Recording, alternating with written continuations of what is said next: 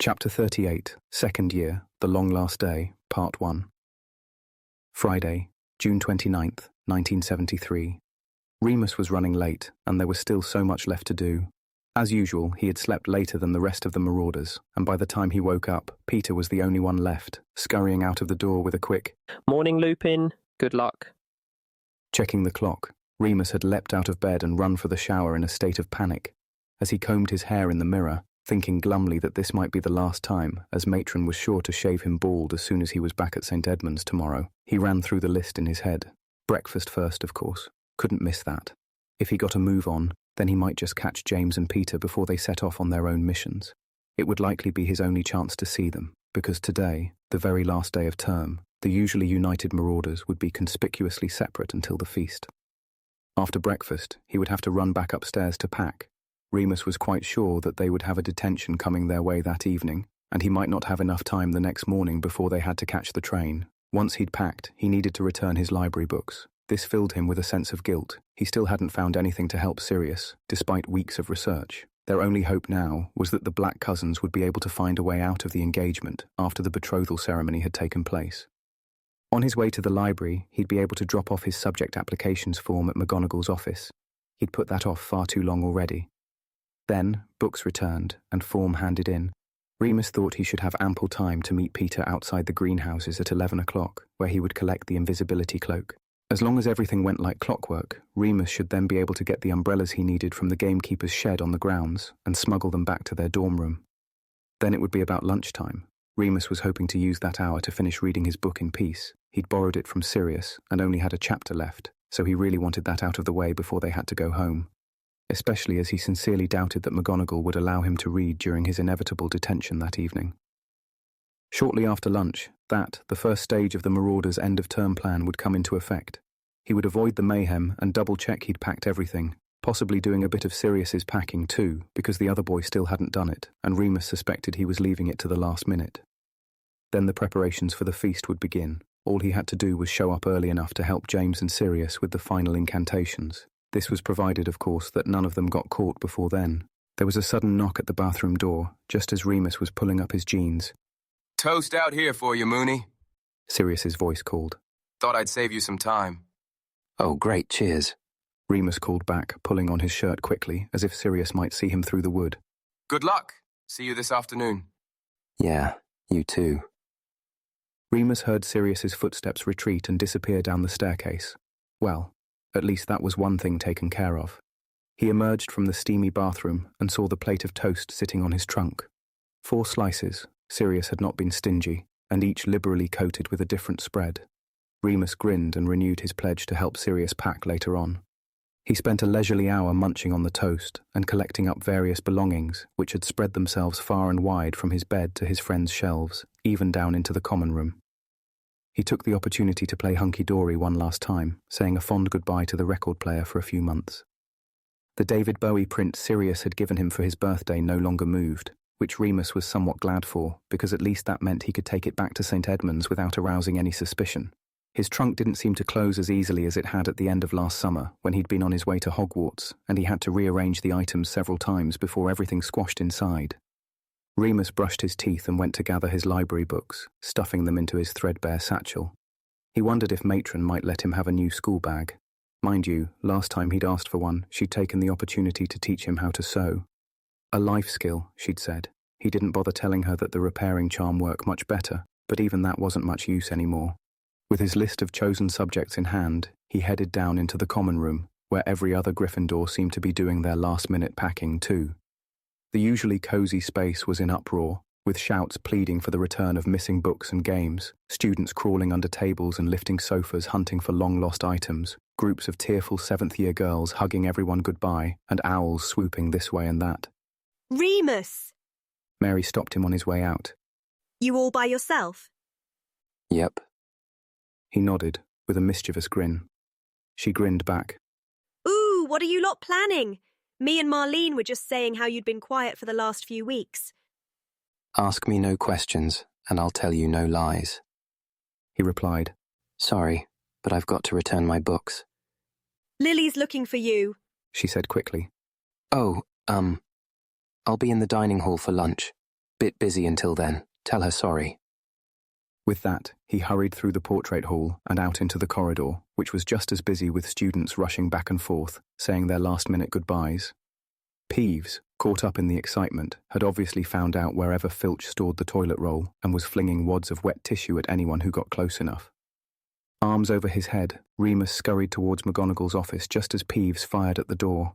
Remus ducked just in time, and Peeves flew of laughing maniacally as McGonagall, having heard the very loud splat, opened her office door. She peered down at Remus, still squatting and covering his head. Mr. Lupin. It was Peeves. He stood up quickly. Honestly, Professor. I believe you. She gave a small smile. Spirits are always high on the last day of term. Have you got something for me? The old teacher glanced at the parchment he was clutching. Oh, yes. He stuck out his hand. Excellent. Do come in, Lupin. But you could hardly say no to McGonagall, or ask her if it could wait until later. He wondered what on earth she wanted. Surely Sirius and James hadn't been caught already. It would be pretty obvious as soon as Phase 1 of the plan was initiated, and he'd heard nothing. Sit down, Mr. Lupin. Tea? Yeah, okay. He sat uneasily. McGonagall waved her wand, and the little tartan teapot on her desk began to pour its contents into 2 matching cups. Help yourself to milk. The professor said absent-mindedly as she scanned the piece of parchment he'd given her. He didn't say anything. She looked up, finally, surveying him over the tops of her square spectacles. These are the same subjects Mr. Potter and Mr. Black have chosen, if I'm not much mistaken. Mr. Pettigrew, too. Remus just nodded. Actually, Peter was only taking divination and Muggle studies. He had found out that you only needed to select a minimum of 2 new subjects and had decided not to push himself any further than necessary. Remus would rather die than take on less work than James or Sirius. I'm interested to know what prompted you to select Muggle studies, in particular, considering a future in the Muggle Liaison's office, perhaps. Remus stammered. He had no idea what the Muggle Liaison's office was, but it didn't sound very interesting. I would have thought you'd have sufficient knowledge of the Muggle world, having spent so much of your life in it. Yeah, but, well... There's no need for you to take subjects simply because your friends are, Mr. Lupin. Professor McGonagall said, more kindly than he'd expected.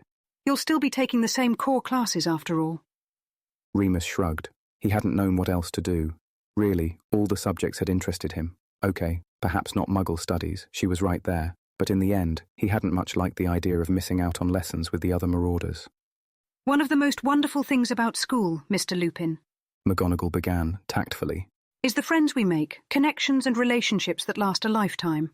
I know you have made some very dear friends at Hogwarts. Remus fought a grimace. Did she have to make it sound so girly? She cleared her throat, clearly amused by his reaction. Some very dear friends, but school is also the place to challenge ourselves, to test our mettle. Do you understand? He nodded, blankly. She sighed, sipping her tea. Your exam results were excellent this year, Remus. He straightened up a little at that. He was pretty chuffed with the results himself. He hadn't beat James at Transfiguration or Snape and Lily at Potions, but in everything else he had some of the highest marks in his class. As such, McGonagall continued, I have no concerns in permitting you to study arithmancy, which, I must tell you, is one of the most challenging courses we offer at Hogwarts. But I would question whether Muggle studies is a suitable use of your time going forward. You might find it very dull, I'm afraid. Have you considered, for example, ancient runes? Remus twisted his hands in his lap. It had sounded quite interesting, but he'd spent so much time struggling to read English and catching up with the rest of the students that he'd balked at the idea of learning another language. McGonagall seemed to understand his concerns, at least in part. You wouldn't find it as difficult as you think, you know. You're an immensely gifted scholar and a very hard worker. In addition, your fellow Gryffindors, Miss MacDonald and Miss McKinnon, will be in the same class. This didn't sound too bad, actually. He was very fond of the 2 M's now, and it would be fun to spend a bit more time with them. How nice it would be to have a lesson in which there was no Sirius showing off, no Peter trying to copy his notes, and no James acting like a prat to get Lily's attention. Okay, He said. I'll give it a go. Excellent. McGonagall smiled widely, looking genuinely pleased. She waved her wand over his form to amend it. Professor? He asked, suddenly, slightly nervous again. Yes, Lupin. Well, I was thinking about another subject too. Maybe Maybe instead of divination. McGonagall's smile turned wry. Well, I can't pretend I've ever seen much use in divination myself. Not unless the witch or wizard concerned is genuinely gifted with the sight. Remus nodded, assuming that this meant he was not thus gifted. I thought maybe... it's probably silly. James had said it was silly, a girly subject. Care of magical creatures, he said, all in a rush. McGonagall looked genuinely surprised. This is something which interests you? Yeah, I suppose so. Not just because I'm, but, yeah, I suppose mostly because of that. Well, it's a very interesting subject. McGonagall sipped her tea again. I should say that if you're more interested in that than divination, then by all means. Great, okay, change it. He nodded, feeling a bit embarrassed, but also quite pleased with himself. McGonagall waved her wand once more. Your father was rather gifted when it came to magical creatures, you know, she said. Remus raised his eyebrows. I didn't know. Oh, yes. She nodded, as if she was just passing the time of day. An expert in his field. His field? Non-human spirituous apparitions. Boggarts and ghosts, you know. Dementors, too. All rather dark, I'm afraid. Care of magical creatures mainly focuses on corporeal, that is to say mortal creatures, but you may well share his talents. Oh, right. Thanks, Professor. Remus got up quickly. He didn't have time to think about his father now. He had so much to do. I've got to get to the library. He indicated his heavy bag, splitting at the seams. Yes, quite. McGonagall nodded. Thank you, Remus. I'll see you at the feast tonight. Yeah, bye. As he finally exited McGonagall's office, Remus glanced at the clock. It was 10 to 11. Damn. No time for the library now. He had to meet Peter on the grounds, and it usually took at least 15 minutes to get out of the castle, providing none of the staircases forced you off track. Heaving his unreasonably weighty book bag, Remus sighed and set off on his way. By the time he reached the greenhouses, sweating and too hot in the bright sunshine, Peter had obviously been waiting for a little while and was wringing his hands. There you are, he gasped. I thought something had happened. Sorry, Remus panted, wiping his forehead with his sleeve. McGonagall wanted a chat. Everything go okay? Yep. Peter nodded, eyes darting around. Just like James told me. Have you seen them? Nope. Everything should be okay then. Here. Peter handed Remus the invisibility cloak. Cheers. Oi, are you going back to the dorm? Yeah, I still need to pack. Great. Mind taking my books back? I wanted to return them to the library, but McGonagall... Okay. Peter took the bag. Bloody hell, Moony. He groaned, sagging under the weight of it. I'll see you at lunch. Probably. Good luck. Peter went scurrying off back towards the castle, leaving Remus alone again. Glancing around to make sure the coast was clear, Remus wasted no time in approaching the equipment shed. He'd been in it once before for a detention in his first year. It was much bigger on the inside than it looked, and full of various tools for maintaining the expansive Hogwarts grounds. The lock did not respond to the usual Alohomora incantation, but it absolutely did respond to a few quick twists with one of Lily Evans's hairpins. She'd given him the pin the evening before, with a quizzical look, but hadn't asked why he needed it. Once inside, Remus acted quickly, finding the large black trunk of umbrellas. He wasn't quite sure why wizards still used umbrellas. Surely there were spells for protecting yourself from rain. But nevertheless, they didn't want anyone summoning them and ruining their fun. Remus covered the trunk with the invisibility cloak and cast a weightlessness charm on it before levitating the whole thing out of the shed. He strolled back up to the school in a leisurely manner, trying not to look as though he was up to anything at all, hiding his wand under his robe so no one could see that it was guiding the invisible trunk. It took a good half an hour to navigate himself and the trunk through the castle unnoticed and without bumping into any other students. Several times he had to levitate the thing over his own head, which took a lot of effort and concentration. Still, he did it, reaching his destination with an enormous sense of achievement. He left the trunk in the dorm room and performed a sticking charm on the lock. If anyone did try to summon it, they hopefully wouldn't be able to get it open in time to save themselves. He folded the cloak neatly and left it on James's pillow. Peter had dropped Remus's book bag at the foot of his bed, and Remus sighed to himself, realizing that he would have to return the books before he could go for lunch. Hoisting it onto his back, he once more descended the staircase into the Gryffindor common room. Once again, he was waylaid, this time by Lily, who looked extremely flustered and extremely pleased to see him. There you are! She shrieked, grabbing his shoulders. I have been looking for you everywhere. Hiya, Lily. He smiled politely. Sorry, can it wait? I've got to get to the... Absolutely not. She shook her head vehemently. Can we go up to your room? The others aren't there, are they? No. He sighed. He could go to the library later, if he skipped trying to finish his book, or if his visit to Madame Pomfrey didn't take too long. He followed Lily back up the stairs. Do I want to know what that is? She said, glancing at the big black trunk. It's a trunk full of umbrellas. He said promptly. She raised an eyebrow, but didn't question him further. I've got something for you. She put down her bag on top of the trunk, rifling through it. She withdrew a very strange item. It looked like a sheet of clear plastic. Remus furrowed his brow as she handed it to him. He turned it over. Lily? I'm sorry it took me so long. I had to wait ages for the acetate. My mum got it from a friend of hers who's a teacher. They use them for overhead projectors in Muggle schools. Well, you know that, obviously. Remus nodded blankly. There had been an OHP at St. Edmund's, but it had needed its light bulb replacing about 3 years ago, and as far as he knew, no one had yet got around to it. Got a book? Lily nodded at his bag. Get one out. I'll show you. He complied, curious to see where this was going. She opened the text at a random page, placed it on the trunk, then lay the acetate over it. Look, She said. Remus looked, about to withdraw his wand in case she wanted him to read something. She shook her head, pushing his hand away. just look. She said. He looked again, rubbing his neck. There are 3 key elements to performing a successful, unbreakable vow. In the first instance. What? Remus exclaimed, picking up the book and staring. Did it work? Lily looked at him eagerly. Can you read it? Bloody hell, Evans. He flipped the page again, replacing the acetate. It worked. It was much less fiddly than Sirius's spell. It should work outside of Hogwarts too. She said, her green eyes sparkling. I fiddled about with the incantation a bit, and there was some potion work involved, but it should last a good long time. You're amazing, Remus said, still reading.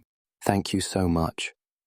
Quite out of the blue, Lily leapt at Remus, flinging her arms around his neck and hugging him. Taken a bit by surprise, Remus felt himself blushing. He'd never been hugged very often before, let alone by a girl. She was soft, and her hair smelled nice like apples.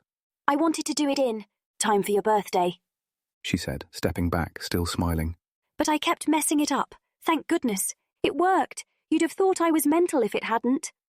Yeah, He laughed, nervously, still recovering from the surprise embrace. thank you, Lily. It's just such an amazing thing. You deserve it, Remus. She said earnestly. Honestly, you work so bloody hard, and you keep up with Potter and Black. Remus shrugged. There was a slightly awkward silence. Look, I'll let you get on. Lily said finally. Sorry I waylaid you like that. See you at the feast? Yeah, definitely. Remus looked back down at the book. Oh shit, wait. Evans, have you got an umbrella? I think so. I might have packed it already. Unpack it, He said firmly. and take it to the feast, okay? Okay. Once she had left, Remus allowed himself a moment to sit down. He couldn't believe she'd done it. He couldn't believe he hadn't thought of it. It was so simple, so elegant. He would be able to read all summer. He flipped to another page. It is important to note that the unbreakable vow, once made, cannot be superseded by any other kind of vow, oath, or promise made thereafter, regardless of any legal or moral concerns around keeping such a vow. It is therefore pivotal that... Oh! Remus gasped, suddenly. It was as if there was a click in his brain, and everything had fallen into place. Oh! He leapt up. The library would have to be put off just a little while longer. It was at times like this, Remus thought, as he paced up and down the dark corridor, that he could really do with the completed Marauders map. Unfortunately, they had so far only managed to map 3/4 of the castle, and were a long way off tagging every student yet. Remus had been waiting outside the Slytherin common room for 20 minutes now, with no luck at all. The green-robed students who passed him ignored his pleas for help, and even the bloody Baron had carried on his way with a disdainful sniff. It was getting hopeless. He would miss lunch at this rate. He looked at the nearest clock. It was 12:30. Phase 1 of the plan was imminent. When the common room wall opened once more, his heart sank even further. Well, well, well. Snape smirked. They said there was a mad Gryffindor on the loose, but I didn't think it would be you, Loony Lupin. Remus sighed. Piss off, Snivelus. Don't be so rude. Snape raised his wand. I ought to wash your mouth out with soap. I didn't think you knew how to wash. Remus replied dryly. Why, you... Can we not? Remus said irritably. It's the last day of term, and there's plenty of stuff I'd rather be doing. Can you just, I don't know, let me in or something? Let you in? Snape's black eyes shone with amusement. Why on earth would I let you in? I need to speak to... Out of the way, Snape, you slimy git! A voice came from the wall behind Severus. Barty Crouch Jr. stepped out, followed by Regulus. Remus felt a small measure of relief. Regulus, can you get Narcissa for me? Mordeo! Without warning, Crouch aimed a curse at Remus, who dodged it just in time, pulling out his own wand. Expelli. He started, but it was too late. Crouch cursed him a second time, and pain rocketed through Remus's skull, his head ringing. It was awful, but he didn't flinch. It only hurt for a while, and he knew pain like an old friend. If they thought that something as commonplace as that would stop him, they had another thing coming. What do you want, half-blood? Crouch asked, grinning madly. Or are you just thick hanging around here all alone? He is thick, Severus said. as 2 short planks. Shut up, Snape, Crouch said, turning his wand on Severus now. Remus narrowed his eyes, paying attention. Apparently Snape was bad at making friends wherever he went. Shut up, both of you. Regulus finally spoke, sounding bored. He had been watching Remus's face the whole time. What did you want, Lupin? Better tell me before Barty fancies practicing one of his unforgivables on you. I need to speak to Narcissa. Remus said, very clearly and as calmly as he could. It's urgent. It's about, black family stuff. Regulus watched him for a few moments longer, not speaking. He was so like Sirius, only without any of the joy or humour. If Remus hadn't known better, he'd have said Regulus was the elder brother. Snape, go and get my cousin, will you? He said sharply, not even moving his head. Snape looked furious, but he obeyed. Did everyone do whatever the Blacks told them to? James often teased Sirius for acting as though he was royalty, but perhaps he was just playing the role he'd been raised for. Crouch soon grew bored and wandered off, leaving Regulus and Remus still facing each other in stony silence. Remus was actually glad to see Narcissa's sour face when she finally came through the wall. Oh, Merlin.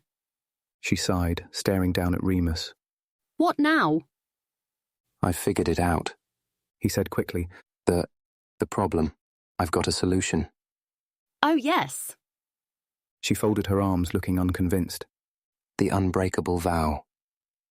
He hurried, keen to get it all out so that he could go. It can't be broken, ever. She snorted. Yes, that's certainly implied. Remus rolled his eyes impatiently. I mean, he said, more slowly, his bravery mounting, that if you've made an unbreakable vow, then you can't make any other promises that go against it. You can't even be forced to make other promises. Or vows. He stressed the last word, meaningfully.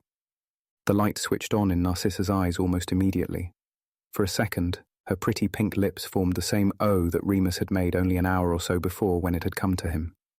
She did not have time to speak, however, because in the same moment there was a shriek from somewhere up the hall, causing them all to turn. A Slytherin girl came bursting out of a girl's bathroom at the end of the corridor, wailing. They all just exploded, she said, looking faintly disturbed. Sure enough, they could see through the swinging toilet door behind her that waves of pink foam were spilling from the wash basins and toilets. It was truly magnificent. Gorgeous great drifts of soft, soapy bubbles tumbled out of every tap and drain. I have to go. Remus grinned, winking at Narcissa, then breaking into a run.